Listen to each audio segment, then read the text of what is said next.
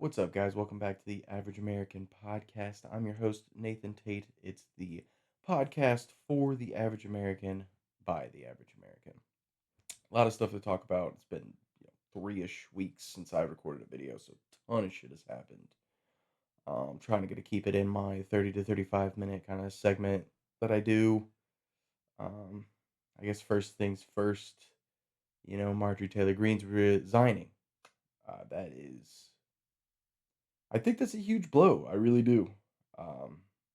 Maybe she's a little overzealous, kind of a little crazy Candace Owens style, but her voting record says that she was very much for the American people more than most of these politicians, these career politicians, or these guys who get in here, guys and women that get in here and they just do whatever the party says. Um, you know, and I don't necessarily blame her because there's no reason to be viciously attacked by what is now, in my opinion, the shittiest president we've had in I don't know. He's worse than Biden in his second term. I mean, Trump has just been ass. That's the best way to put it. And the dude's lost all touch with his base, which I some people have suggested is deliberate, and I think that's a really good point to be made. It does feel deliberate, and you know, it just seems like he just doesn't give a shit really. The whole being nice to Mom Donnie to make face or whatever, it seems like he's trying to like hold a one up on him, like I was nice to the guy, da, da, da, da, da, all that kind of stuff.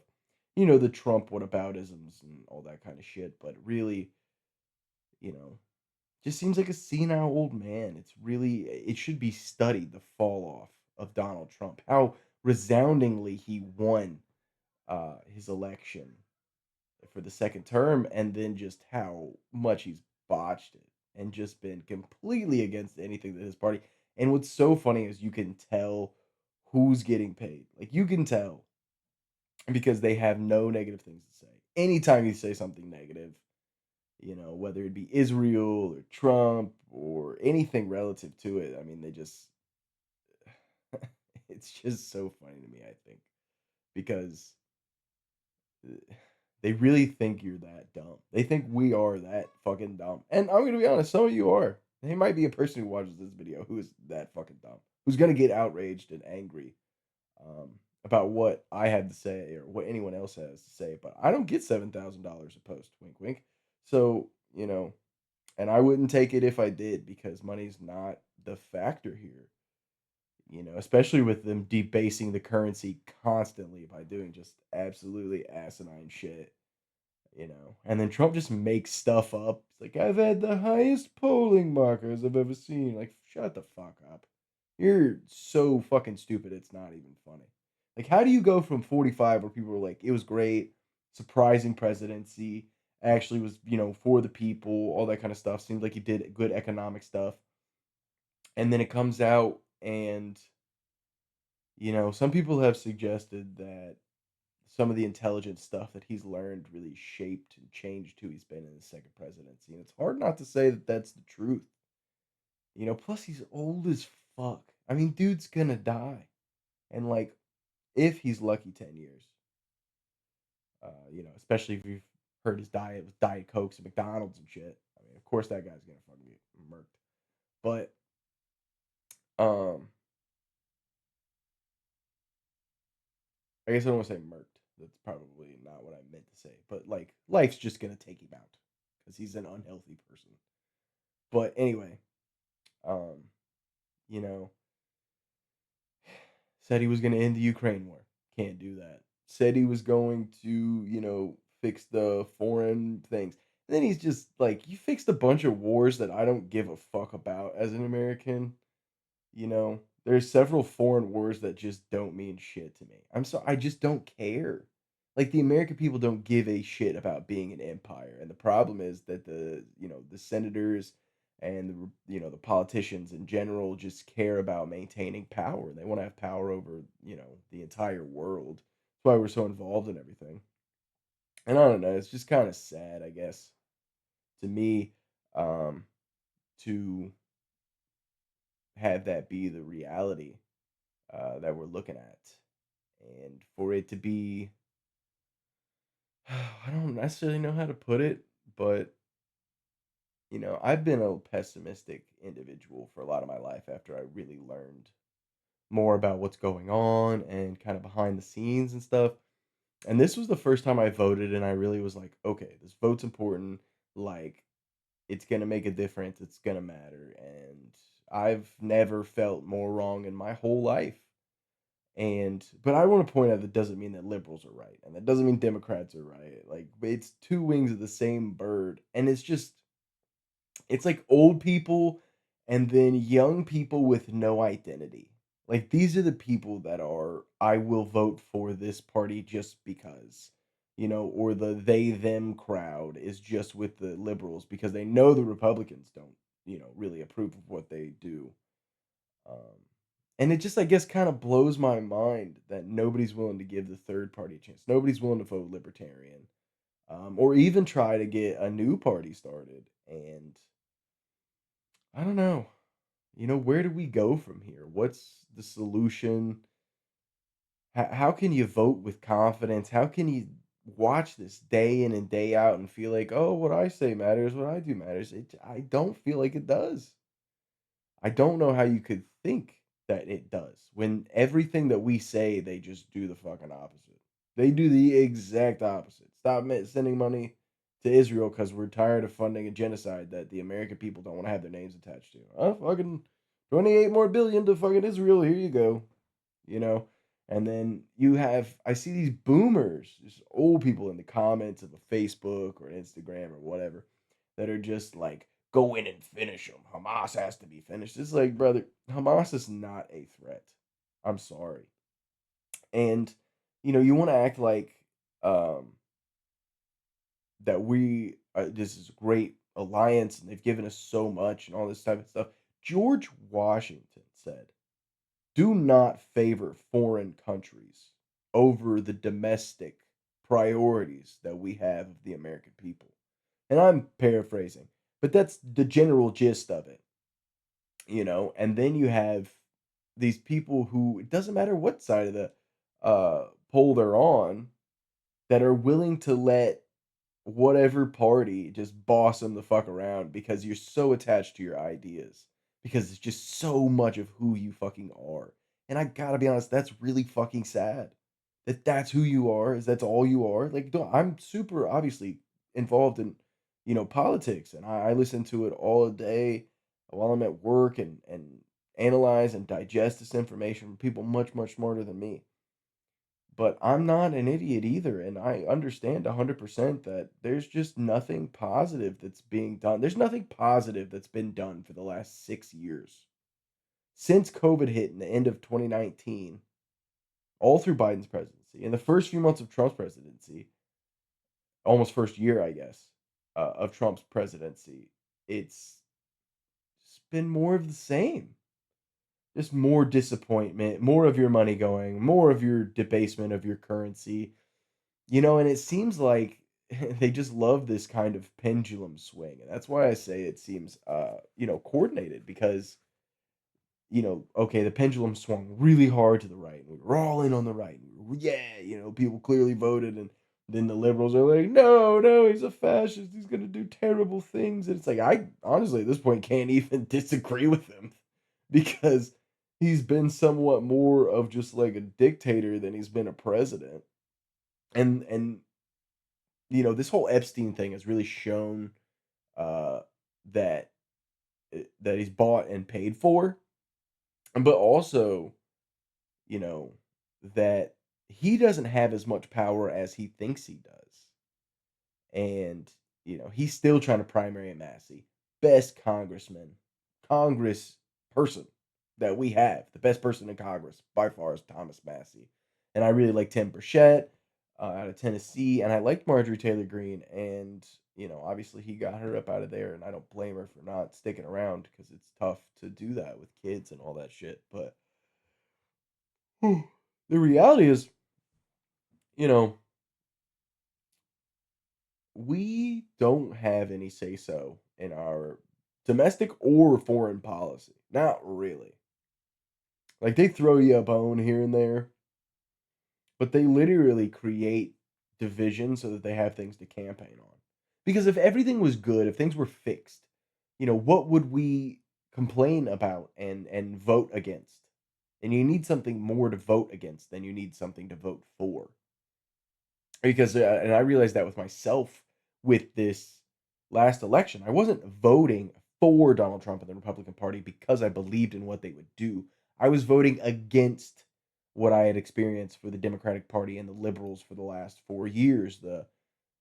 All the censorship and the misinformation and, creating something called malinformation and just basically saying that the truth is harmful.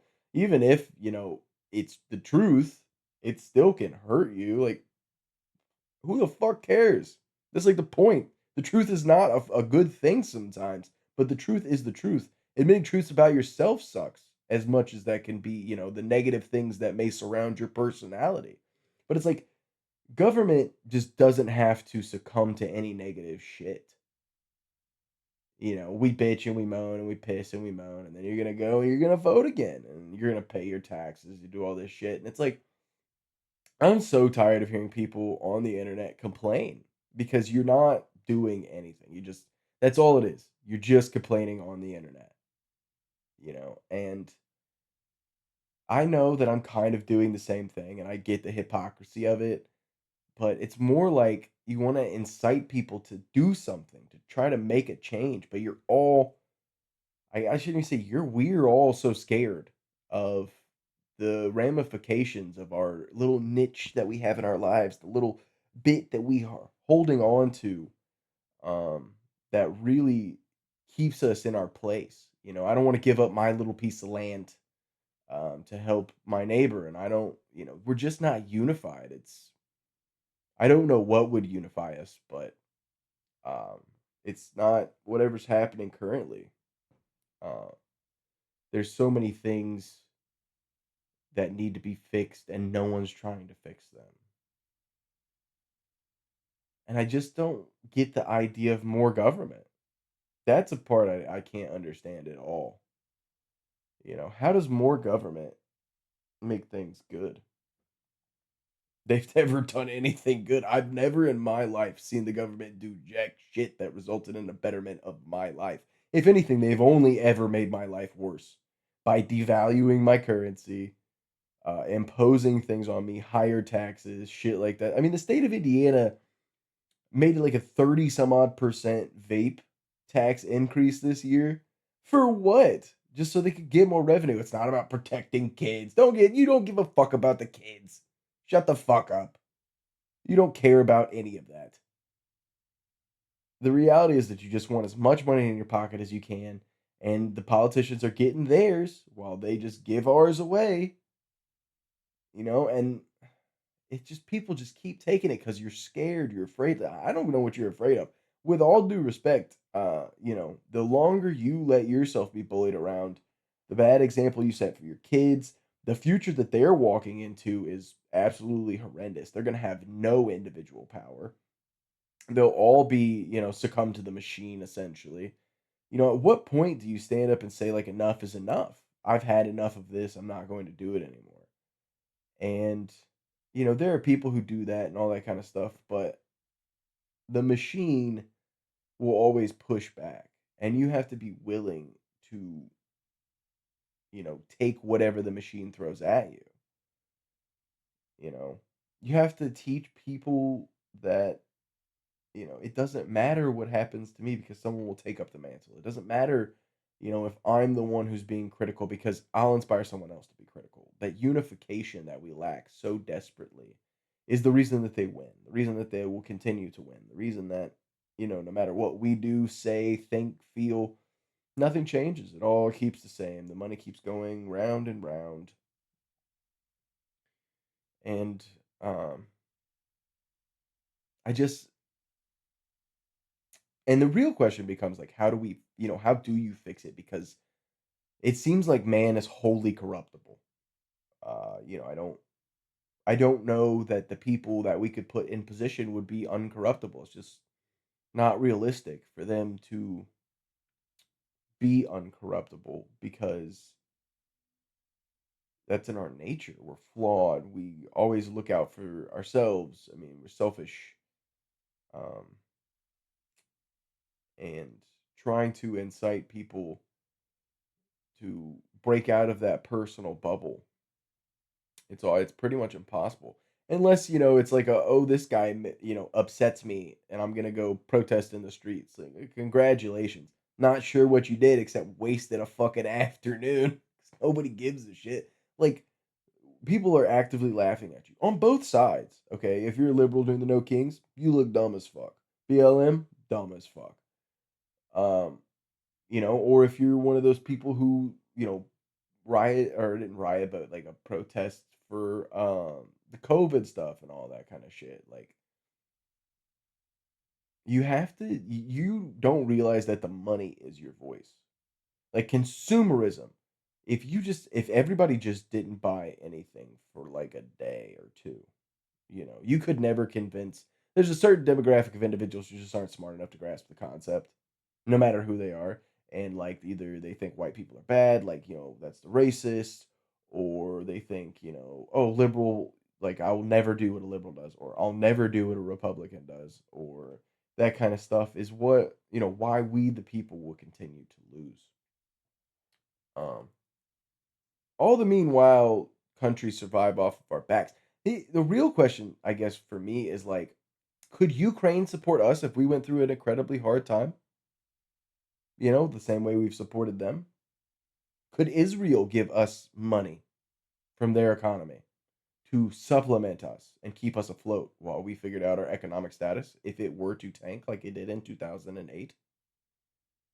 The answer to that question is absolutely fucking not. There's only like two or three nations that could do that: China, Russia, maybe India, that could, float us alone. But shit, we're $36 trillion in debt. To who, I have no clue. They don't mention that. They don't say like who you're in debt to or what the debt is for. It's just debt, you know. And then they convince all these kids to go get college degrees that mean nothing, worth nothing, half of them at least.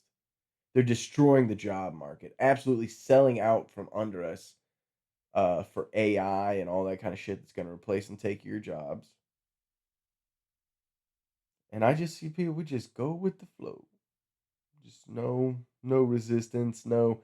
I was at a family gathering last night, and as soon as I found someone who was interested in these topics and subjects, and I began a conversation, and it got animated, it was interesting to me and this other individual that I was speaking with. Another individual interjected at whose house it was, with all, respect to that person, and essentially was like, now's not the time. I don't want to talk. I don't want you to talk about this, that, or that. Which I understand and respect, and I get that people, it's uncomfortable stuff. But how long do you avoid the uncomfortable conversations in large group settings? I mean, how long do you sit there and say like, I don't want to talk about it. I don't want to talk about it. I don't want to talk about it. I get it. You think that this is stuff that like people like myself or a Dave Smith or a Scott Horton or the people who get really involved in it, like, yeah, they make money from it and it's been a livelihood for them. But I mean, I'm gonna be honest with you, I'd much rather just be able to like live a good life on the back of my hard work and have some creative outlets. But just as an individual, I don't, first of all, my money doesn't go near as far as it could, so I'm left feeling as if my hard work never amounts to what it should. Secondly, I'm watching my future for my wife, my family, all that stuff being dissolved in front of me by people who will die way before the consequences of those shitty fucking decisions ever come calling. You know, there's people that have died that were involved in the Iraq war, and guess what? Those people are dead. They don't have to worry about money and shit like that. They don't have to worry about the cost of living and trying to provide and all this other kind of stuff. Foreign wars, warring with nations, nuclear war, all this type of fucking shit that just floats around and is a problem for pretty much anybody. Um, they don't have to fucking worry about it. All those decisions they made back in 2001, 2002 with the Patriot Act and with the clean break memo that ended up turning into the it was 7 countries in 5 years. And I thought it was so funny because I listened to Dave Smith break down his whole thing with Coleman Hughes, and I first heard about it from Joe Rogan, and this has been a while. But Joe Rogan, love him to death. Dude's great, but he's a little too liberal for me. But he was like, Coleman Hughes made a good point that um, Dave said that Wesley Clark, the 4-star general, did not exactly see the documents that laid out all these plans in the late 90s. So if you were a historian writing a book, you couldn't put that in there because it would disavow what you're saying. Like, no, that's not a good point. He clearly, if you've ever seen the interview or heard it, he simply says, uh, is it classified? Oh, okay, then don't tell me. I don't want to get you in trouble. But he understands the insinuation of it. Why would he know any of this information if he wasn't able to verify it? And oh, by the way, we've been at war with Iraq, Afghanistan, Iran. Uh, had problems in Saudi Arabia. Um, where else? Libya, Egypt. I can't remember all 7 of them. But the point is that we've had almost a war and regime change in every one of the countries that are listed in this memo that was, established by Wesley Clark, who's talked and debated about it several different times. I've heard Dave talk about it several different times. Um, but really, that just brings back to the central point of like, you know, first of all, those people are alive and don't have to answer to that. The fact that they started a war in Iraq that lasted for 20 some odd years, cost us 10, 12 trillion dollars, devalued your currency. They just printed it, just didn't give a fuck. Gave it to people, used it to fund the war, killed thousands, hundreds of thousands of innocent people. Your relatives, sons, grandsons included, and have never had to answer for any of it. I mean, I've never had to say, "I'm sorry, we should have never done that." That's never fucking happened. No one from that administration or any other administration has admitted fault. And it's just so exhausting to watch these people constantly. And then you're like, I'm gonna be honest, I don't care if you chop your dick off. I think it's weird, but that's not the fucking problem I have. Chop your dick off, and then after that, let's get over here and talk about what the fucking problem is with the fucking politicians. Okay? Like, be realistic with yourself. Is that really the hill that's worth dying on? Not the debasing of your currency, not them eroding your children and grandchildren's fucking possible future, taking away their sovereignty. A man who would trade liberty for security deserves neither. Benjamin Franklin. Like, come on. It doesn't make any sense what we're doing. And American people are just, half of them are so fucking dumb they can't even fathom it. Then there's a 20% that understand but don't want to deal with it. And then the 20% of us that do and know what's happening are at each other's throats because of disagreements. So then only 5% of them are really out there being like, dude, are you fucking watching this right now? And they're like, no, actually, I was watching da da da reality show. I was watching da da da Netflix show. And it's like, okay, well, I don't know if you know this, but while, Rome was slowly collapsing over like 100 years, they had festivals and carnivals in the Colosseum and they kept people entertained. And that's how it just all went to shit one day. And you were like, I don't know. And, if you're cool with being the Romans, I guess fuck it. Do whatever you want. Eat that Twinkie, eat that cake. Fuck your wife. I mean, it doesn't really matter, I suppose. Because if you're not in it for the longevity or you're not considering the future of the country when you think, like, oh, that doesn't pertain to me, that's not relative, it's not, you know, it doesn't matter, it'll never affect me, you're wrong. I mean, you're seeing the effects of it right now. 40 million people that are on food stamps. And I'm sure plenty of them are people who could work that don't need food stamps. But still, in the richest country that's ever existed, you have 40 million. Okay, so let's just say there's like 360 million people. That's still over 10% of the population that can't afford food. That's a pretty wild fucking statistic. And they depend on the government. And you understand how bad that is for you and I, who, probably are tax paying citizens. Not only are they taking your taxes, things that you can't access because there's some kind of, uh, you know, money threshold where the government is like, you make too much money. We couldn't help you. Wouldn't do you any good to get any help. Which has always been laughable to me. Like, I pay these taxes, yet I have no access to any of it. I can't qualify for Medicare. You can't qualify for fucking food stamps. Like, it's bananas that you pay into all these systems, yet you could never be the beneficiary of them because you work hard or because you have a job. Like, someone explain that one to me. That's always baffled me. And then, but oh, don't worry, they'll send 280 billion to Ukraine over the course of 5 years to try to fight a proxy war with Russia just to prove that our dicks are bigger, as if that's what I care about. Listen, buddy, I've had a regular dick my whole life. That doesn't really fucking matter to me.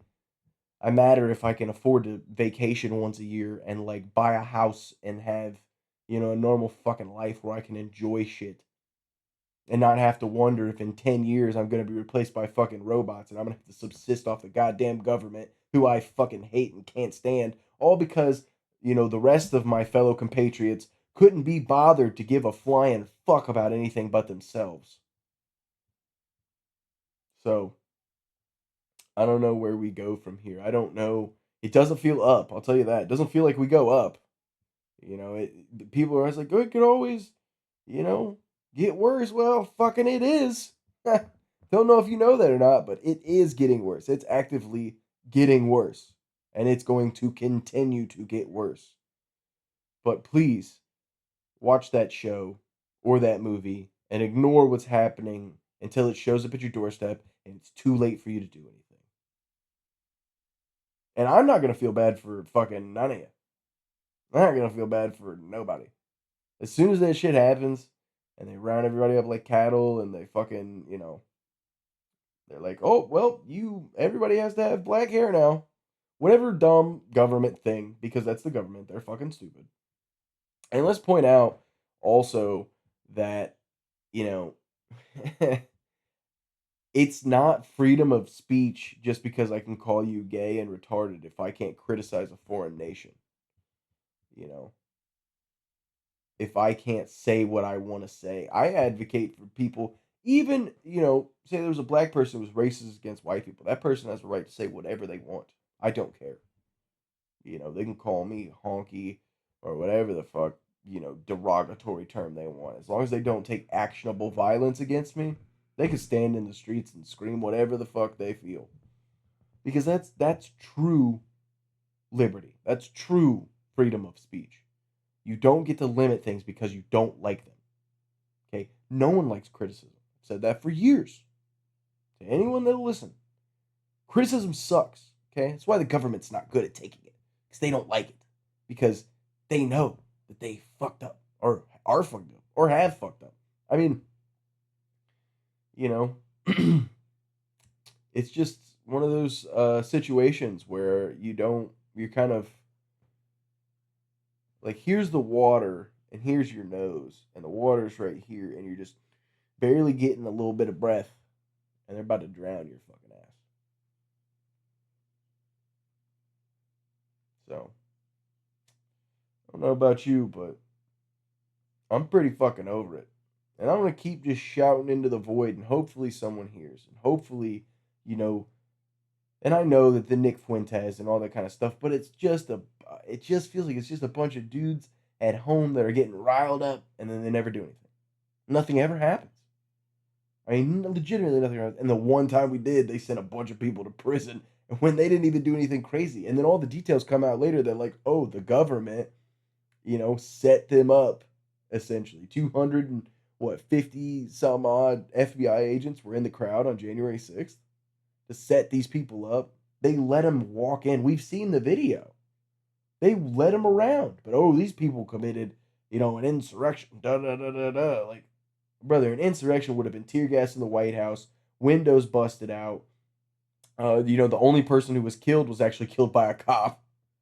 Oh, by the way, and I believe the cop that died that day was something else health related as well.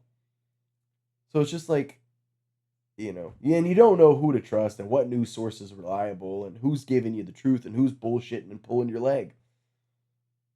You know, I listen to everyone and I take everything with a grain of salt, and I find that's the only way you can do it. And then you formulate your own opinion on that. But don't let, your eyes aren't lying to you, and your instincts will tell you what your eyes can't. And that they're fucking coming for your civil liberties, buddy. And if you think for a second that they won't take your civil liberties from you, whether it's Republican or Democrat, I mean, holy fuck, dude, they elected a socialist in New York. Yeah, and they tried to stop him, And I don't even blame the people of New York City for doing that. It is the government's failure to provide a livable circumstance for the individuals of that region or place. And so they resorted to the most drastic person who said they would give them everything for free and make their lives easier. When he fully well knows that he cannot do that, it's impossible for him to fulfill on those promises. But you get a smooth talking politician who comes in and tells people like everything's going to be better. I'm here to fix it. Big Daddy government stepping in. And they're like, please, please take care of me. I can't do it on my own. Like your ancestors would fucking shun the shit out of you. They'd be depressed at the person you probably turned into if you are one of those people who begs the government to fix your life. But this is the state of the America we live in. Two sides divided, and a whole class of people who don't even understand what's happening to them because none of you paid attention in history class. But I digress. That's all I got for this week. I might make another video here on probably like Thanksgiving when I have some time off and go over maybe in detail some things that I didn't get to touch on, such as the Candace Owens stuff and most recent Dave Smith podcast that I've been listening to, the Gavin DeBecker episode, Joe Rogan. I want to break down and really talk about that with the vaccines and all that stuff too. So probably another episode coming at you here soon. But in the meantime, thanks for watching. Appreciate it. Comment, like, subscribe, whatever you want to do, and have a good night.